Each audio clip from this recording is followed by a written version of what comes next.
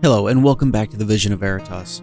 Earlier this year, we had the first, I shouldn't say the first, because it isn't the first, but we had the most substantial piece of unconstitutional gun control legislation than we've had in the past 10, 15 years. Right now, that piece of legislation is already passed the House, and it's sitting before the Senate, and it's going to simply sit there until Nancy Pelosi can do enough backroom deals in order to pass it, or until they can simply suspend the filibuster. We are told by Democrats, specifically in attack ads, to try to curb your constitutional right of the Second Amendment, that guns are the number one killer of children. What we're going to do here is break it down to see if it's true or not. Here on this channel, we do our best to point out the lies, the deception, and the never-ending hypocrisy of the left. This topic is no exception, and it absolutely needs to be addressed. So let's go ahead and start breaking this down.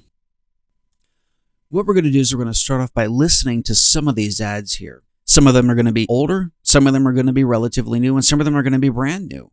This is done to show that this has been a concerted effort throughout the years. I'm angry that in this country, and only in this country, the number one killer of children is gun violence. As governor, we need to act. Mr. O'Rourke, a question for you now. Gun violence is the leading cause of death for children and teenagers in this state. Why are you waiting to save lives? The leading cause of death for young people in Georgia isn't car crashes, it's firearms. The leading cause of death among children is a firearm. The leading cause of death of children, do you hear that, my Republican colleagues, is a firearm. Guns are the number one killer of children in the United States of America. The number one killer. More than car accidents, more than cancer. I'm furious that in our country, guns are the number one killer of our children. As a governor, I know we can and must act. Guns are now the leading cause of death among children in America. That's according to the New England Journal of Medicine. This isn't pro-life. It isn't consistent with the vision of the founders. The Second Amendment's call for a well-regulated militia, or even frontier gun culture, where you often had to leave your guns at the town line. Shootings are now the leading cause of death for children and teens in the U.S. Every day, 22 of them are shot.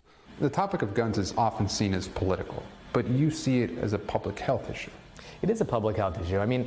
It is the number one killer of kids in our country right now. Some research from the University of Michigan. It's brand new, and it finds gun violence is now the leading cause of death among children and teenagers. Yeah, that's right. It replaces motor vehicle crashes, which was the leading cause of deaths in young people for more than 60 years. Here in the U.S., an alarming new report finding guns became the number one cause of death among children and adolescents in 2020. ABC's Alex Brochet joins us now from Washington with more, including the latest example of gun violence in our nation's capital. Alex, good morning. Since the shooting, the Verify team has seen a lot of misinformation circulating online. Tonight, it's looking into a claim by gun reform advocates who say guns are the leading cause of death among children and teens. Brandon Lewis finds out if that's true. Hours after a gunman killed 19 children in a Texas elementary school, politicians and many others shared the claim that gun violence is the leading cause of death for kids in the U.S. So let's verify. Are firearms the leading cause of death among American kids and teens?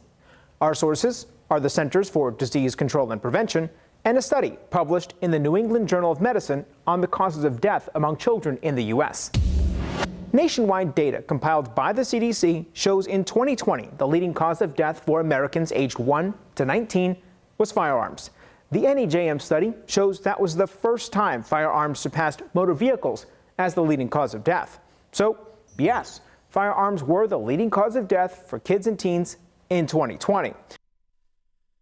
So, boiled down to its most basic level, the general takeaway from this is A, guns are bad, something needs to be done about it, and B, guns are the number one killer of children, even though a gun is an inanimate object, but we're not gonna mention that here. I mean, when someone dies by the use of any other implement, so to speak, the individual behind whatever is being used is the killer, not the object with which someone was killed. And that's just one of the many, many things that leftists have used to influence you, negatively influence you, to think that guns are a negative thing on society when they're not. And later on, we're going to show a report that unequivocally proves this. That was incidentally swept under the rug by the Obama administration. But the general takeaway from all this is guns are the #1 killer of children. We've all heard it. If you watch TV, you've heard it. If you're on any of the social media platforms, you've heard it. And in many cases, the ads contain some of the exact same wording. So it's almost as though they've all got a memo from on high that, hey, you need to push this and this is what you need to say. That in and of itself,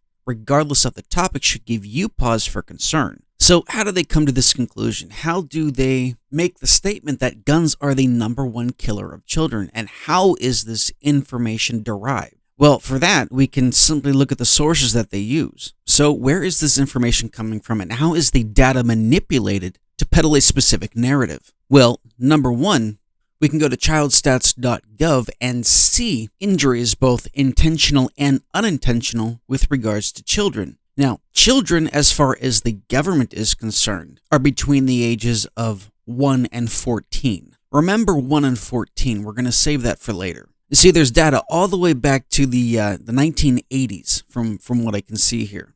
So, according to the government, the leading cause of death is unintentional injuries. That's specifically what they call it, unintentional injuries. And one of the subsets of unintentional injuries is firearms, which is actually the third lowest of all of the unintentional injuries.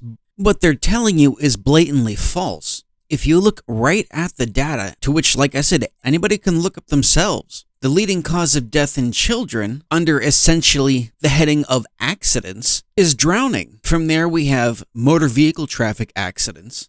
Then we have suffocation. Then we have firearms. Then we have fires and burns. And then we have pedestrian non-traffic accidents. So what they're telling you is an outright lie. But no one is looking up the information to verify its authenticity or lack thereof. So you got to be wondering, how on earth do they make the claim that firearms are the #1 killer of children? Well, I'll show you. They expanded the pool of people to not only include quote-unquote children, they expanded the pool of individuals from 1 through 14 years of age to 1 through 19 years of age. Now, yes, someone between the ages of 15 and 19, they're young. But how this skews the data to reflect the narrative that they're trying to push is because the vast majority of deaths between the ages of 15 and 19 are gang-related deaths that involve the use of a firearm. They're gang-related. This is a dishonest look and dishonest skewing of the data for several reasons. Number one, I would venture a guess that you are not obtaining the firearm in a legal manner with this attribution of gang violence. So, regardless of any law that you may try to enact, it will not affect this subset of individuals. They're still going to obtain their firearms illegally. Once again, as we've stated many, many times, the only individuals that gun laws affect are the law-abiding citizen. It's also dishonest in the fact that if you're between the ages of 15 and 19, you are not a child. You have the ability to discern between right and wrong. I would imagine that the vast majority of individuals who make up this subset who are in gangs, they make the conscious choice to be there. So this isn't representative of children as a whole, much less younger children between the ages of 1 and 14, which is what the federal government bases their data on. So it's incredibly deceptive. The fault doesn't lie with the data itself. Data is data. It doesn't lie. It either is this or isn't this. It's how the data is interpreted and who's interpreting it that determines whether it's deceptive or not. And the left is using this deceptively. In no way, shape, or form is someone who is injured or died by the use of a firearm that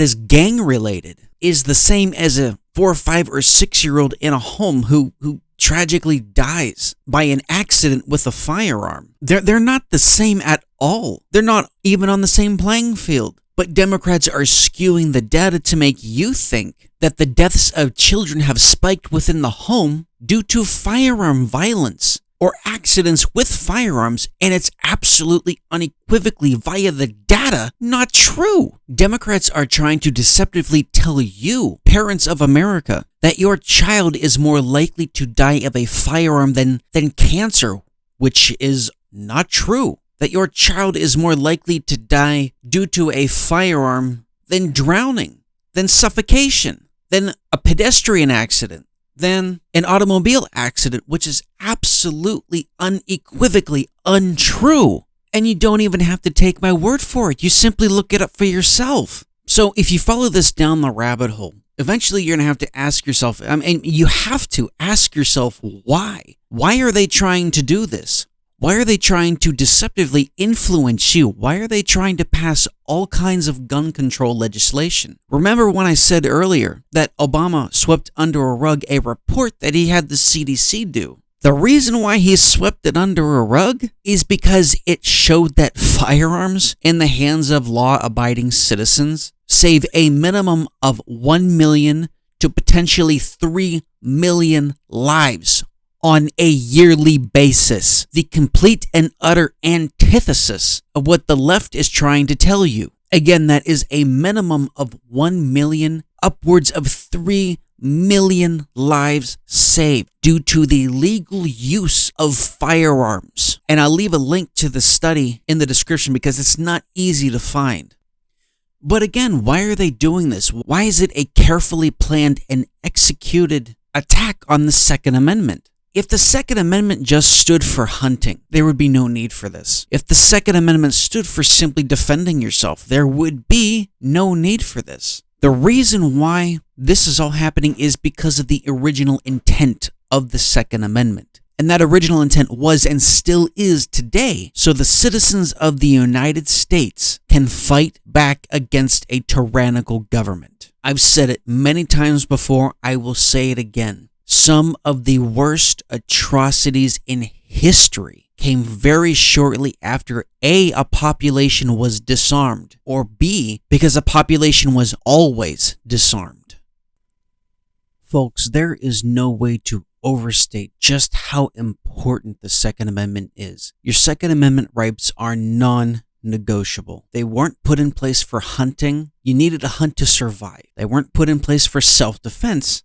Naturally, one's going to defend themselves if they're being attacked. You have that right to do that and use deadly force if necessary. Your Second Amendment rights were specifically put in place by our founding fathers to protect the population against a tyrannical government, and ultimately to protect the population against invasion. But the primary and most important reason was to protect the United States citizenry against all enemies, foreign and domestic. That is a charge that you as a United States citizen has, and it's a charge that you need to take very seriously. The only reason why your government doesn't like this, the only reason why your government wants to take this away, is because it is the only right that is affirmed in our Constitution that is a threat to them. A government that does not fear its population is a recipe for tyranny. And I can go all throughout history and point out examples to that. Your Second Amendment right is the only right that protects all of your other rights.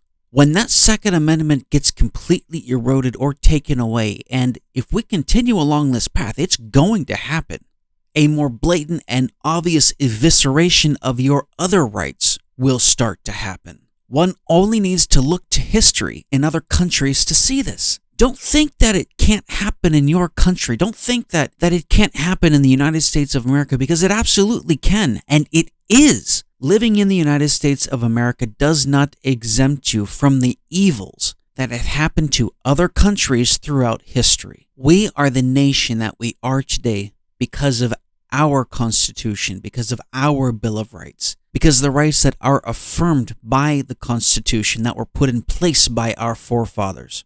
If you want your children and your children's children to grow up in an America that remains free, that respects freedom of speech, that the government respects your rights, where you have the right and the liberty to worship as you want to worship, it all starts with the protection and the preservation of the Second Amendment, because it is the only thing that protects all of your other amendments. Thank you for joining me today for the Vision of Veritas. We do our best to point out the lies, the deception, and the never-ending hypocrisy of the left. And in this episode, we are doing our best to point out, to show you, to bring to light how your rights are being eroded under the cover of darkness right under your feet. You are being deceptively influenced by a political party who couldn't care less about you, who couldn't care less about the truth as long as their agenda is the one being pushed. Now, if you got anything out of today's episode, please like, share, and subscribe. I'm still a brand new channel. I cannot further this without you. Thank you, my friends, and take care.